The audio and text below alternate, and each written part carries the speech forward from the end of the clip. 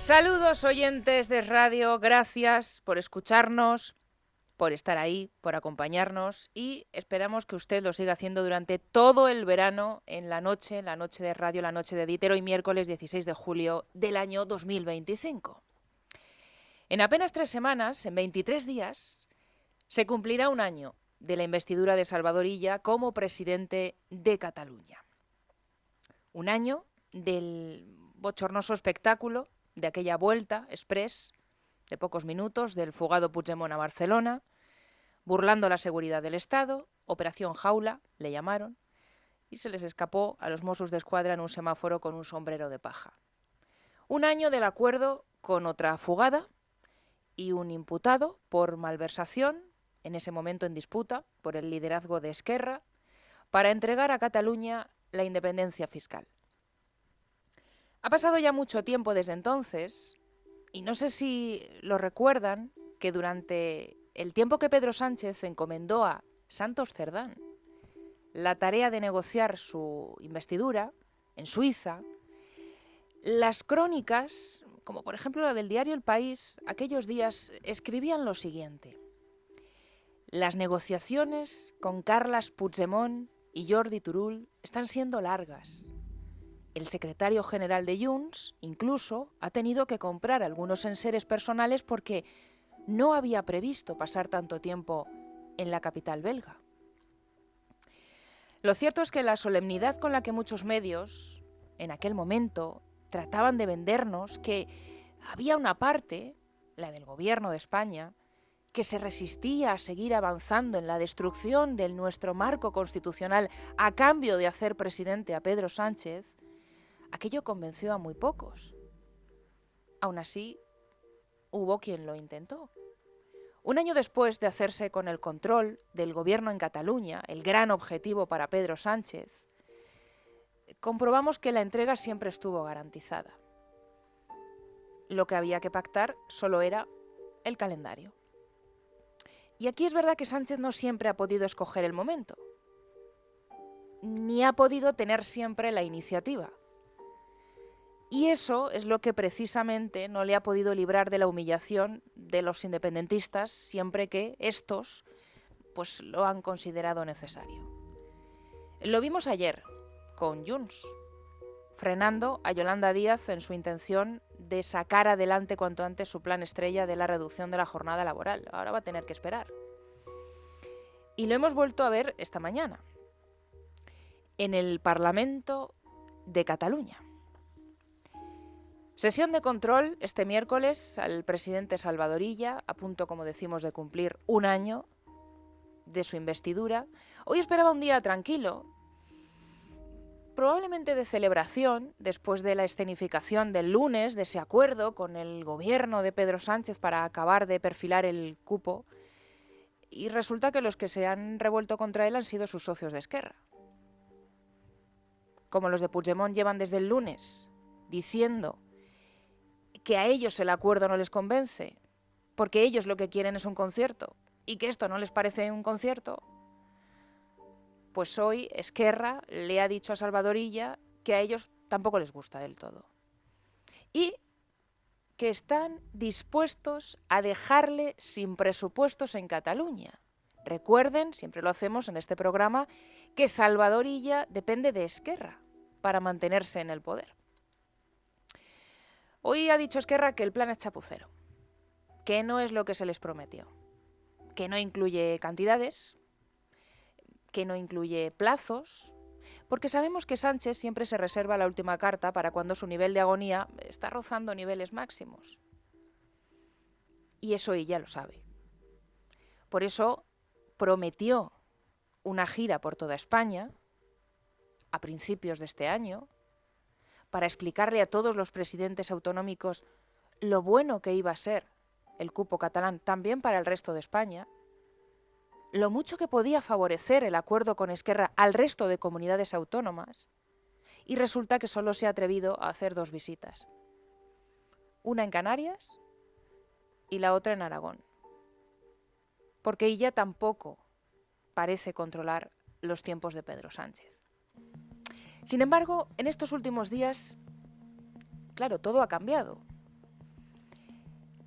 Y con Cerdán, 8 y 6 minutos de la tarde, pues imaginamos que a esta hora recogiendo la bandeja de la cena en Soto del Real, y María Jesús Montero fuera de este juego, pues es a él, a Salvador Illa, a quien le toca humillarse en público.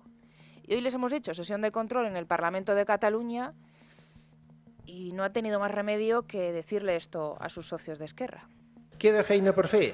Sí, molta. Queda trabajo por hacer, sí, mucho, pero es un acuerdo positivo y un paso adelante. ¿Me ratifico en los acuerdos que hemos firmado con Esquerra? Sí. ¿Asumo el compromiso de cumplirlos? Sí. Sí. Esto es lo que le ha tenido que decir Salvador Illa esta mañana al diputado de Esquerra, Josep María Llobé, el de la Moleskine, el del documento Enfocats, el considerado cerebro del referéndum ilegal del 1 de octubre, cuando le ha recordado que su partido, el PSC, y el gobierno de Pedro Sánchez se han comprometido por escrito a dejar en manos del separatismo cómo tiene que ser el sistema de financiación de toda España. Lo recordarán también que hubo esta votación de la militancia de Esquerra Republicana para decidir sobre cómo tenía que ser el sistema de financiación de todos los españoles. Pero el separatista de Esquerra le ha dicho todavía algo más a Salvador Illa. Usted no es el candidato de una comunidad autónoma. Usted no es el candidato de una comunidad autónoma como Andalucía. Es el presidente de un país. Y esta debería ser su única preocupación. Y en efecto así lo es. Hoy ya le ha dejado claro a Esquerra que no tiene mayor prioridad como presidente de todos los catalanes que el de entregar al independentismo las llaves de la caja que en 2017 les faltaron para consumar el golpe. Lo que no le ha aclarado Salvador Illa, este diputado de Esquerra, es que él también es presidente de una comunidad autónoma, como Andalucía, a la que cada vez que el separatismo tiene ocasión, no duda en atacar y en despreciar, como hoy ha sucedido en este pleno en el Parlamento de Cataluña. Nadie del Partido Socialista, por cierto, lo ha denunciado hasta ahora ni ha pedido una rectificación. Les debe doler menos que los episodios de odio y racismo en Torre Pacheco. El comentario del separatista de Esquerra sobre Andalucía iba dirigido, por el contexto de toda su intervención, a la desaparecida también ministra de Hacienda, María Jesús Montero. Ya saben ustedes que Montero ha decidido salir del foco sobre este asunto, el del cupo, pero hoy la Asociación de Inspectores de Hacienda del Estado, además es la primera vez que se exige públicamente, han pedido su dimisión de forma inmediata. Si Montero prefiere ponerse de perfil, desentenderse de su responsabilidad como ministra de Hacienda y centrarse en su candidatura en Andalucía, dicen los inspectores de Hacienda que entonces es mejor que deje la cartera. ¿Qué sentido tiene que siga siendo ministra de Hacienda? Porque su responsabilidad es la de asumir lo que puede suceder en los próximos meses con Cataluña y evitar que se ocasionen graves perjuicios a todos los contribuyentes españoles.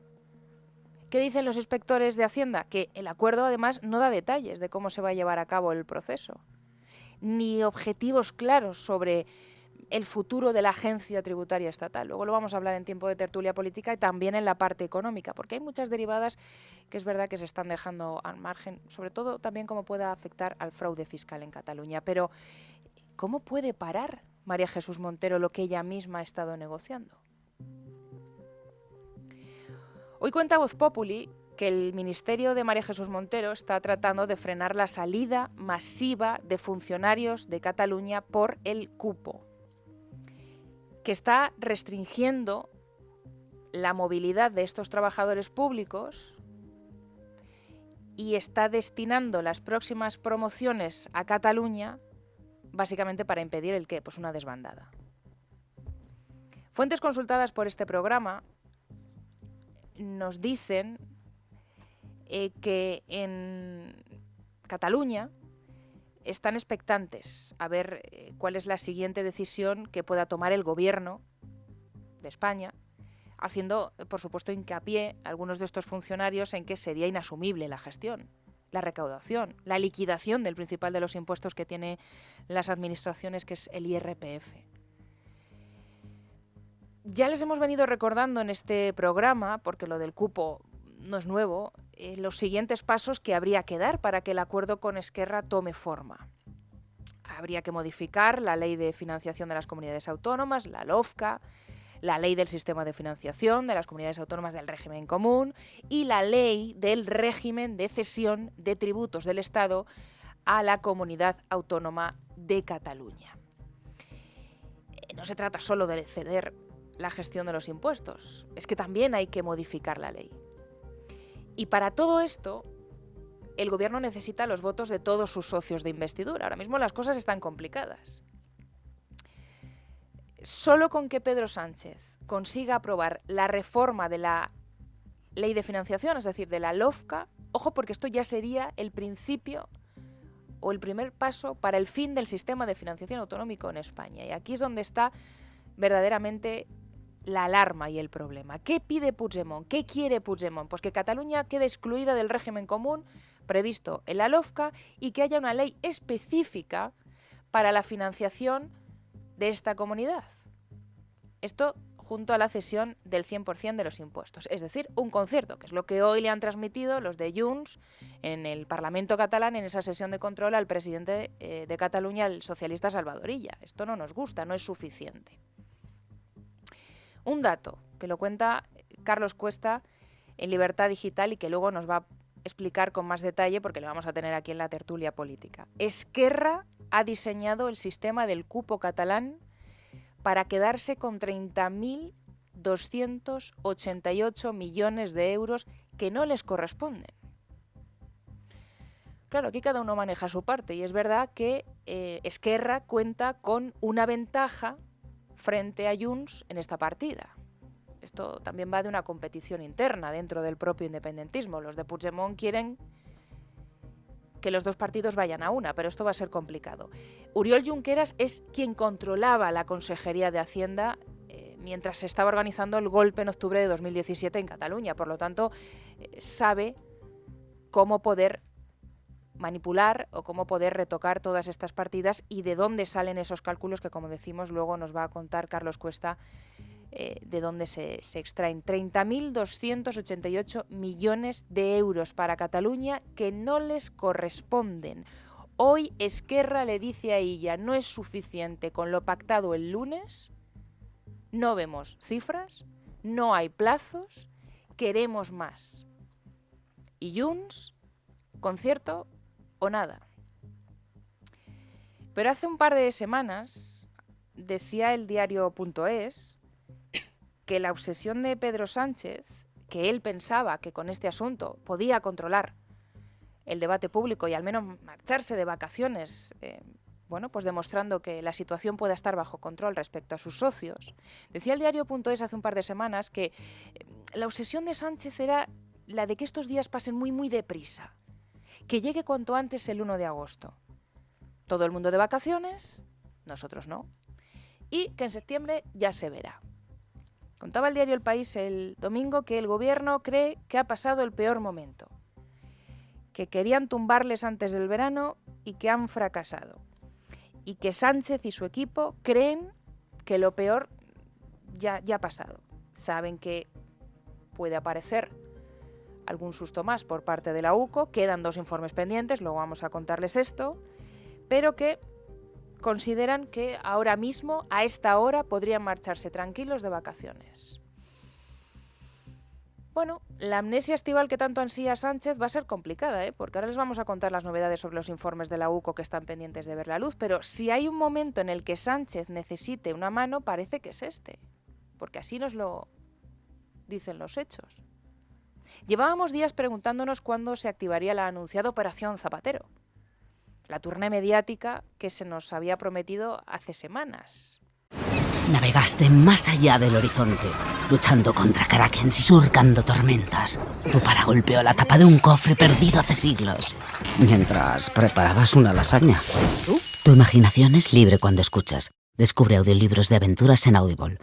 Se requiere suscripción. Consulta los términos en audible.es.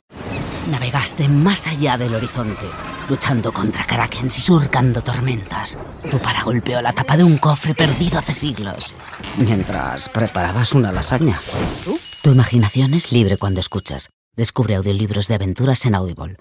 Se requiere suscripción. Consulta los términos en audible.es.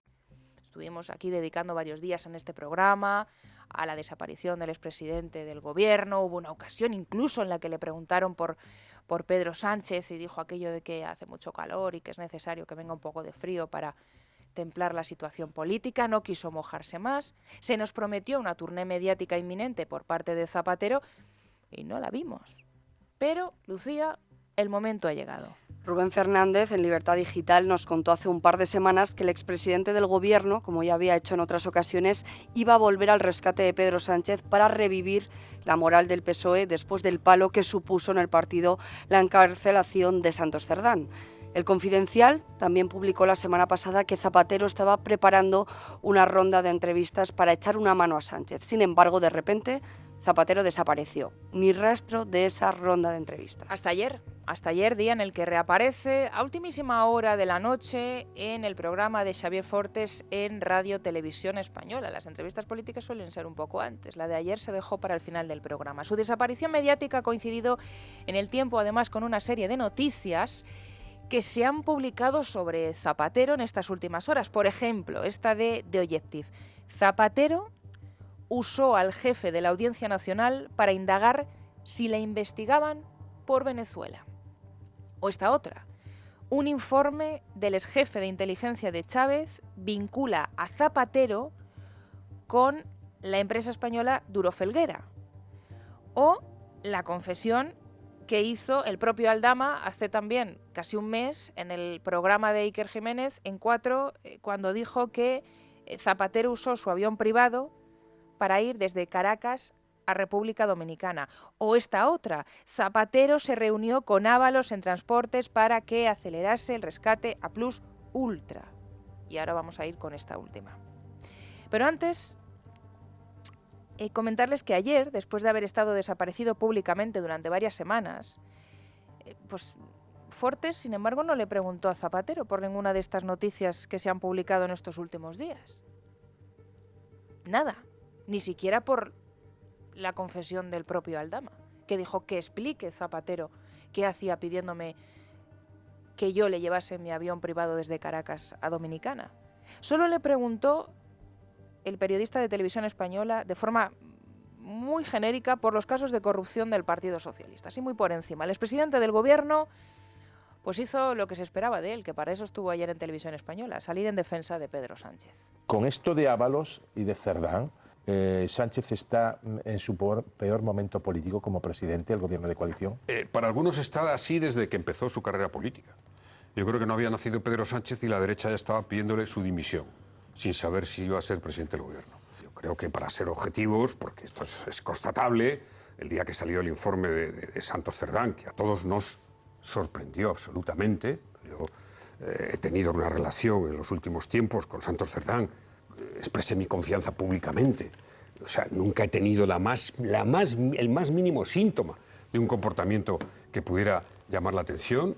Ese día yo creo que sí estuvo muy afectado, pero le puedo asegurar que hoy está muy bien.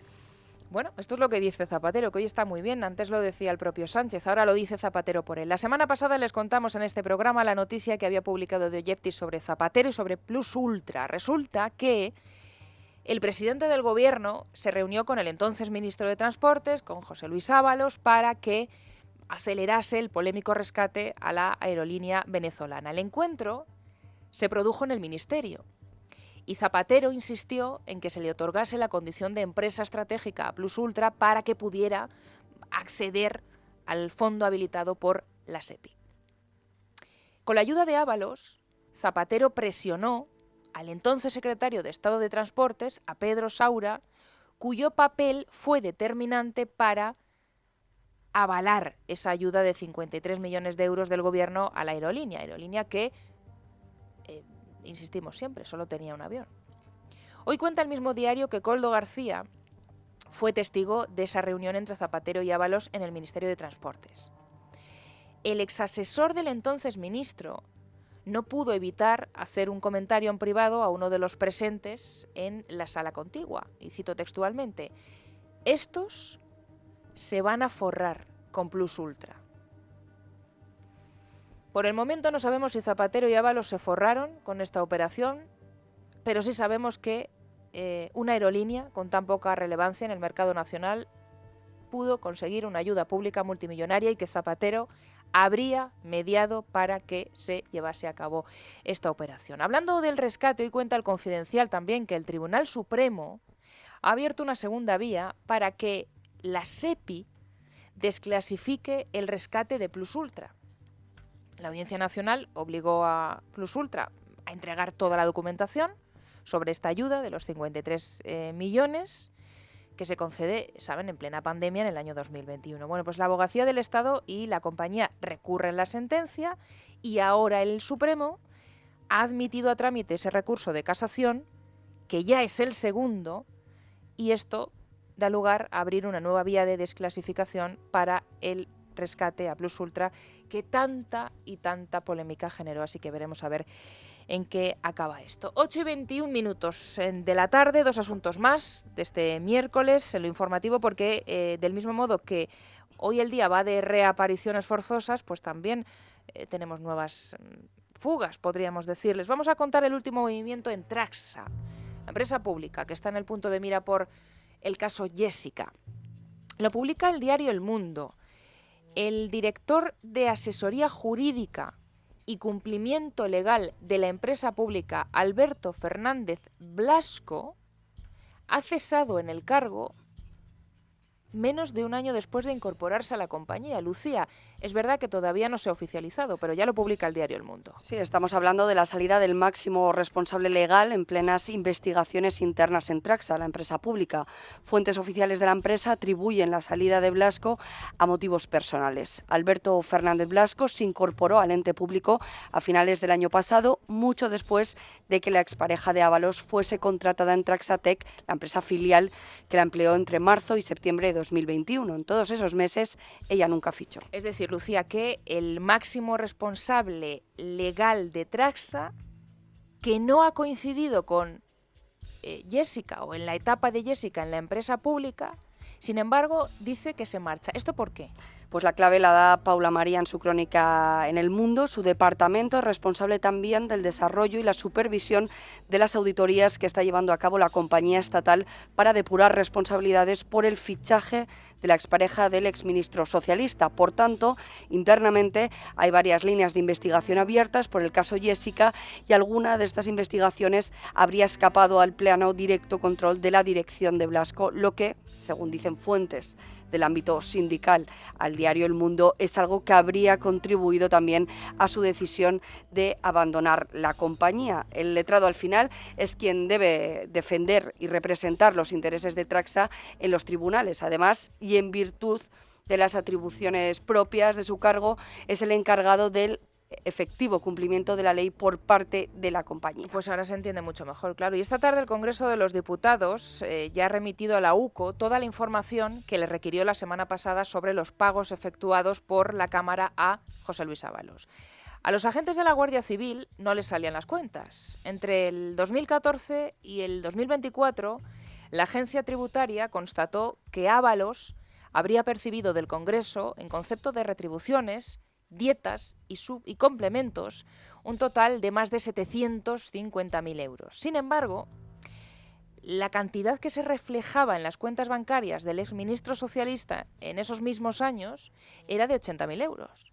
Una diferencia entre una y otra cantidad de casi 700.000 euros. Debido a ese baile de cifras, el juez del Supremo, Leopoldo Puente, pidió toda la información al Congreso de los Diputados, bueno, pues para saber todos los ingresos de Ábalos, incluida la titularidad también de la cuenta a la que había ingresado durante 10 años las nóminas y todas las dietas como diputados. Y ojo, Lucía, porque ya hay respuesta de la Cámara Baja. El Congreso de los Diputados ha informado al juez de que no sabe quién es el titular de la cuenta en la que ingresó su salario a José Luis Ábalos.